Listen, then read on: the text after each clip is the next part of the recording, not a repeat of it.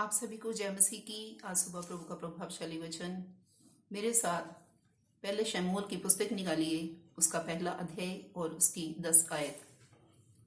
और वह मन में व्याकुल होकर यहोवा से प्रार्थना करने और बिलख बिलख कर रोने लगी।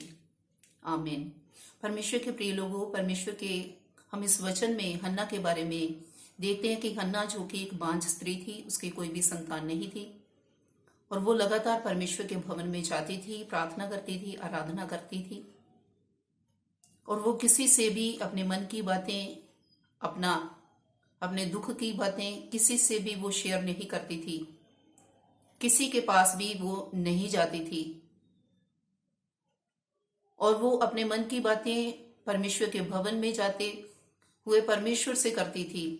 10 आयत में लिखा है कि और वह मन में व्याकुल होकर यहोवा से प्रार्थना करने और बिलख बिलख कर रोने लगी। परमेश्वर के प्रिय लोगों, परमेश्वर के इस वचन में लिखा है कि वो मन में बहुत ही ज्यादा व्याकुल हो गई, बहुत ही ज्यादा घबराने लगी और इस तरह से वो यहोवा से प्रार्थना करने लगी, परमेश्वर से वो बातें करने लगी और वो बिलख बिलख कर रोने लगी, अपने आंसू परमेश्वर के सामने बहाने लगी। परमेश्वर के प्रिय लोगों, हमें किसी भी मनुष्य के आगे अपने आंसू बहाने की कोई भी जरूरत नहीं है। अपने दुखों को किसी के आगे शेयर करने की जरूरत नहीं है। अगर हम किसी भी मनुष्य के आगे, हो सकता है कि आप अपने रिश्तेदारों के सामने, जहां आप अपने फ्रेंड सर्कल में जाकर आप अपने दुखों को बताते हो, लेकिन मैं आपको बताना चाहती हूँ कि आपको किसी भी मनुष्य के पास जाने की जरूरत नहीं है। वो लोग आपके बातों को सुनकर आपका वो मजाक उड़ाएंगे, वो आपको तुच्छ जानेंगे, वो आप पर दोष लगाएंगे। इसलिए लोगों के पास ना जाते हुए आपको परमेश्वर के भवन में जाने की जरूरत है, परमेश्वर के आगे अपने आंसू बहाने की जरूरत है, क्योंकि लोगों के सामने हमारे आंसुओं का कोई भी मूल्य नहीं है, लेकिन परमेश्वर के आगे हमारे आंसुओं का मूल्य है। हम जब परमेश्वर के आगे आंसू बहाएंगे तो वो परमेश्वर हमारी प्रार्थना को सुनेगा। जैसे परमेश्वर ने हन्ना की प्रार्थना को सुना जब उसने परमेश्वर के आगे अपने आंसुओं को बहाया। वो अपने आंसू परमेश्वर के भवन में ले जाती थी।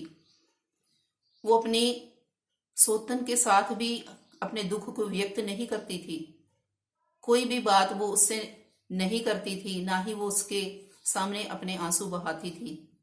वो सिर्फ परमेश्वर पर भरोसा करती थी, परमेश्वर से प्रार्थना करती थी और उसके आगे दुहाई देती थी। वो रोती थी, अपने आंसू बहाती थी और अपने मन की सारी बातें परमेश्वर से खोल देती थी और परमेश्वर ने उसे बेटे की आशीष दी। उसने जब परमेश्वर से मांगा कि प्रभु, अगर आप मुझे एक पुत्र की आशीष दें, मुझे एक बेटा दें, तो मैं वह बेटा तेरी सेवा के लिए दे दूंगी, मैं तुझे ही अर्पण कर दूंगी। तो परमेश्वर के लोगों, परमेश्वर ने उसकी प्रार्थना को सुना, उसके आंसुओं को देखा और परमेश्वर ने उसको बेटे की आशीष दी। इस तरह से परमेश्वर के प्रिय लोगों, आपको भी परमेश्वर के भवन में जाने की जरूरत है। अगर आपको किसी भी चीज की जरूरत है, अगर आप बीमारी से चंगा होना चाहते हैं, तो आप परमेश्वर के भवन में आए, अपने आंसुओं को परमेश्वर के सामने बहाएं। अगर आप परमेश्वर से पवित्र आत्मा को पाना चाहते हैं कि आपने बहुत ही ज्यादा प्रार्थना कर ली है, मुझे परमेश्वर अपनी आत्मा नहीं देती, लेकिन परमेश्वर के प्रिय लोगों, परमेश्वर आपको पवित्र आत्मा जरूर देंगे।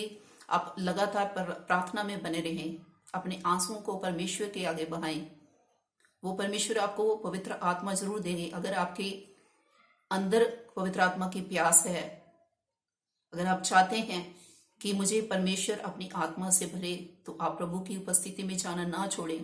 लगातार परमेश्वर से पवित्र आत्मा की मांग करें, प्रार्थना करें, रोएं, गिड़गिड़ाएं, तो परमेश्वर आपको पवित्र आत्मा से भरेगा, परमेश्वर आपकी उस प्यास को बुझाएगा।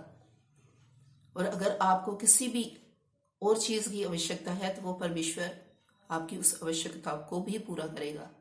इसलिए परमेश्वर पर पूरा भरोसा करते हुए, परमेश्वर से प्रार्थना करते हुए उसकी उपस्थिति में जाएं और अपने आंसू परमेश्वर के सामने बहाएं, किसी मनुष्य के आगे नहीं। मैं आपको फिर से बताना चाहती हूँ कि लोग आपका मजाक उड़ाएंगे, लेकिन परमेश्वर के सामने जब आप आंसू बहाएंगे, तो वो परमेश्वर आपकी तुरंत प्रार्थना को सुनेंगे और आपके जीवन में अपनी आशीष को उड़ेलेंगे, अपनी बरकत को उड़ेल देंगे।